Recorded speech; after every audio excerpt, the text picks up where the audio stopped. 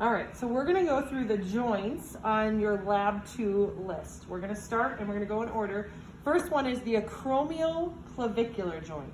So acromion stands for the acromion process of the scapula, and the clavicle portion comes from the clavicle or the collarbone. So this joint right here, acromioclavicular joint. Opposite end, we're gonna have the sternoclavicular joint. So it's where the sternum, this portion of the manubrium, joins the sternal end of the clavicle, so sternoclavicular joint. Correlate joint is between the clavicle and the coracoid process. So we would have a ligament that connects here. This would be the correlate ligament or correlate joint. Where the head of the humerus meets the glenoid cavity, glenohumeral joint, aka what you'd call your shoulder joint. At the distal end of the humerus, we're going to have two joints, the humeral radial joint between the trochlea and the head of the radius, and the humeral ulnar joint between the trochlea and the trochlear notch of the ulna. Then moving down at the distal end of the forearm bones, you're going to have an additional two joints. First, between the radius and the ulna, you have the proximal radial and ulnar joint here, right where those two touch.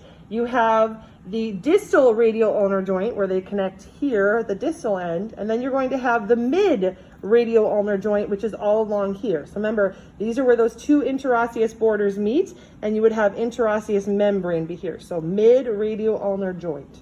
Moving down from there, you have two joints involving the carpal bones. You have the radiocarpal joint, so between the distal end of the radius and the carpal bones here that overlap it.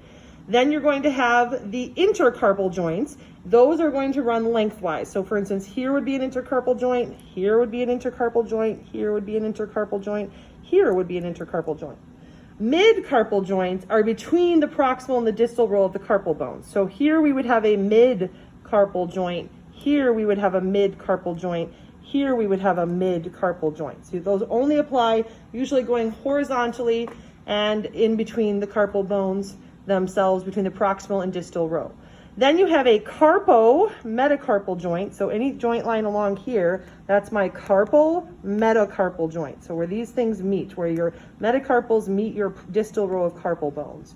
Then you have the intermetacarpal joint. So that's the joint space here in between each of the individual metacarpal bones. And then you're going to have the metacarpal phalangeal joint. So where the heads of the metacarpals meet the distal or the proximal phalanges. So here's a metacarpal phalangeal joint, here's a metacarpal phalangeal joint, here's a metacarpal phalangeal joint, etc. Then interphalangeal joints, those are in between the phalangeal bones. So we have three of them in digits 2 through 5 and one in digit 1. So here you're going to have the proximal interphalangeal joint. Here you're going to have a proximal interphalangeal joint, you're going to have a middle interphalangeal joint, and you're going to have a distal phalangeal joint, right? So proximal pip joint, proximal interphalangeal between the proximal and the middle, and then you're going to have a dip joint, distal interphalangeal, and the middle interphalangeal. So pip, dip. Make sure you always say what those mean in a test.